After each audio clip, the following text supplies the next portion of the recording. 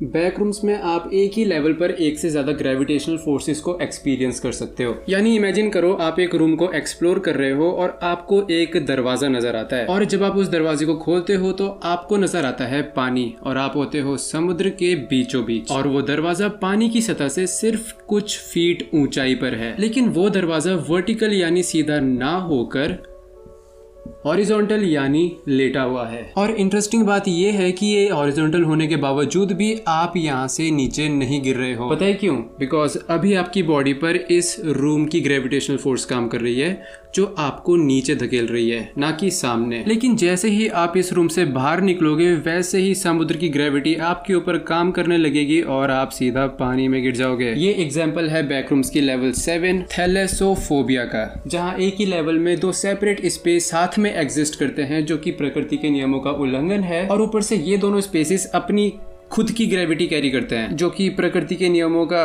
Double उल्लंघन है। और अगर आपको बैकरूम्स के इस नेचर्स लॉ डिफाइंग फैक्ट के बारे में सुन के ऐसा लग रहा है कि backrooms doesn't give a shit about any law, physics, chemistry और biology ever had, then just wait for a while, because hello, आज मैं आपको बताने वाला हूँ बैकरूम्स के 7 ऐसे फैक्ट्स जिनको सुन के आपको मजा आ जाएगा। एक तो हो गया, अब 6 और बाकी है।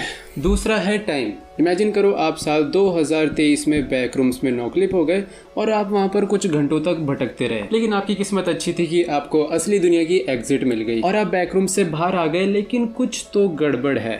आपने बैकरूम्स में सिर्फ कुछ घंटे बिताए, लेकिन लगता है कि असली दुनिया में 3 साल बीत चुके हैं। Well, to be very honest, it's normal for backrooms, okay.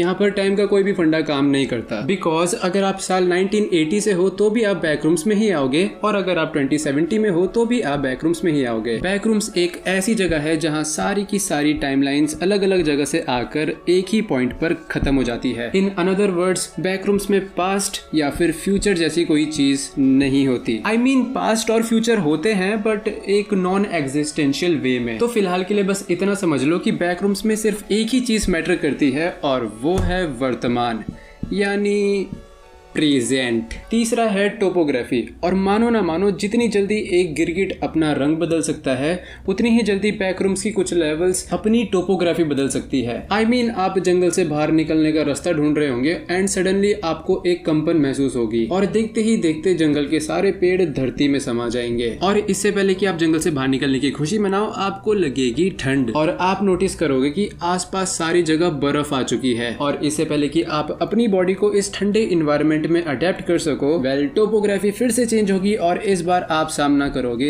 रेगिस्तान का। आई नो, बहुत अजीब है। बैकरूम्स है कि एक्स, रंग बदलते ही जा रहे हैं। खैर, जो है सो है, मेरा काम था बताना और मैंने बता दिया। और अगर आपको लगता है कि ये चेंजेस सिर्फ इन्वायरमेंट में हो सकते हैं तो कम ऑन, क्लॉस्ट्रोफोबिक लोगों के लिए ये स्पेशल पॉइंट तो बताना पड़ेगा। अपेरेंटली बैकरूम्स में ऐसी लेवल्स भी होती है जो कि जिंदा होती है। यानी इमेजिन करो कि आप एक कमरे में फंस चुके हो और उसकी दीवारें नजदीक आने लग जाए, और ये आपको डराने के लिए नहीं, आपको पाछा पाछा करने के लिए हो रहा है। वेल, अगेन, मेरा काम था बताना और मैंने बता दिया। आप एक काम करो, इस वीडियो को लाइक कर दो। आज का गोल है 333, चलेगा ना? चौथा है क्रीचर्स एंड ऑब्जेक्ट्स। खुद ही सोचो, एक ऐसी बोतल है जिसके अंदर बिजली भरी पड़ी है, और वो भी इतनी ज्यादा मात्रा में कि एक पूरे शहर को चमका सकती है। आई मीन, बिजली बोतल में, व्हाट? और एक ऐसी एंटिटी जो कि दीवार के आर पार जा सकती है, वो भी अपनी मर्जी से। Come on man. इवन यहाँ पर एक ऐसी एंटिटी है जो अगर आपको देख ले तो फिर आपकी शरीर की जितनी भी हड्डियां हैं वो कहीं और टेलीपोर्ट हो जाएगी, और जब आपका शरीर कपड़े की तरह जमीन पर पड़ा होगा तब ये एंटिटी आपकी तरफ एक स्नेल की रफ्तार से बढ़ेगी, जो कि बहुत कम है। बट आपके शरीर में हड्डियां नहीं है तो फिर आप मूव नहीं कर सकते, और इवेंचुअली ये आपके पास पहुंच जाएगी और आपको न्यम न्यम न्यम न्यम। और ये तो कुछ भी नहीं, बैकरूम्स में ऐसी ही अजीब और गरीब एंटिटीज और ऑब्जेक्ट्स भरे पड़े हैं। पांचवा है इन्फिनाइट स्पेस। और इस पॉइंट पर ना, बैकरूम्स इज इन्फिनाइट जीके का एक क्वेश्चन बन चुका है। हो सकता है अगले करंट अफेयर्स वाले टेस्ट में ये क्वेश्चन आ भी जाए। बैकरूम सिर्फ स्पेस के मामले में इन्फिनाइट नहीं है, बल्कि बैकरूम्स पॉसिबिलिटीज के मामले में भी इन्फिनाइट है।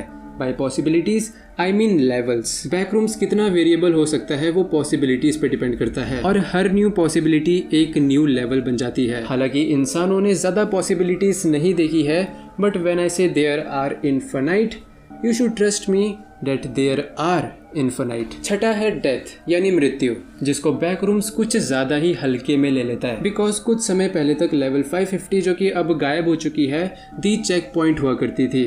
और जैसा नाम वैसा काम, ये लेवल एक सेफ जगह थी और इस लेवल में एक फाउंटेन हुआ करता था, जिस फाउंटेन के पानी को पीने के बाद आप अपना चेक पॉइंट यहाँ पर सेव कर लेते थे। मतलब अगर आप कहीं भी मरोगे तो फिर इधर आके फिर से स्पॉन हो जाओगे। कुछ पर्टिकुलर कंडीशन में अगर आपकी मौत होती है तो फिर आप एक अलग ही लेवल दी ग्रेव में चले जाते हो। मतलब डेथ की मेंबरशिप लेने वालों के लिए एक सेपरेट लेवल बना दी। जो भी है सही है, हम क्या कर सकते हैं, बढ़ते हैं अपने आखिरी फैक्ट की तरफ, जो कि हमें बैकरूम से बाहर लाता है। और ये सिर्फ मैंने इसीलिए ऐड करा क्योंकि मुझे 7 फैक्ट्स वाली वीडियो बनानी थी, बिकॉज 3 और 7 मेरा लकी नंबर है। सो ये फैक्ट है बैकरूम्स के ओरिजिन के बारे में। और मैं एसिंक वाले ओरिजिन की बात नहीं कर रहा हूँ, मैं ओरिजिन की बात कर रहा हूँ। यानी बैकरूम्स का ओरिजिन एक 4chan की पोस्ट से हुआ था, और वो पोस्ट किसी अनोनिमस यूजर ने डाली थी। और हाँ, बस यही था।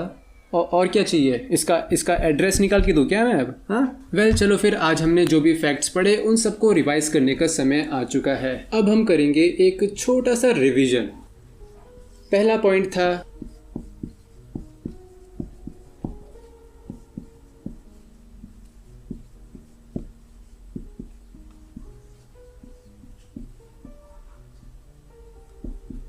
नेचर्स लॉ डिफाइंग ग्रेविटी, और दूसरा था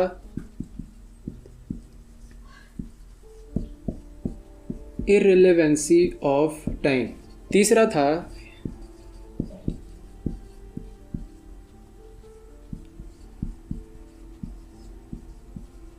अनस्टेबल टोपोग्राफी। चौथा था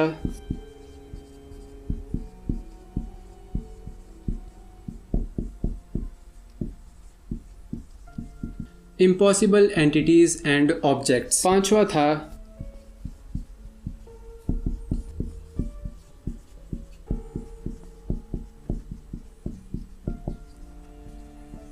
इन्फिनाइट पॉसिबिलिटीज ऑफ स्पेस। छठा था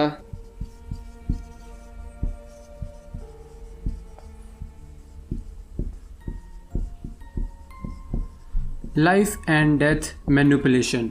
सातवां था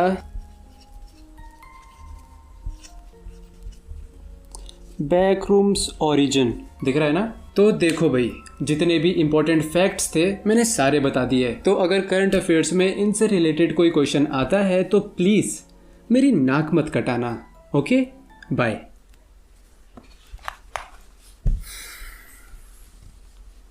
जाओ भाई, अब क्या मिटाते हुए देखोगे मेरे को?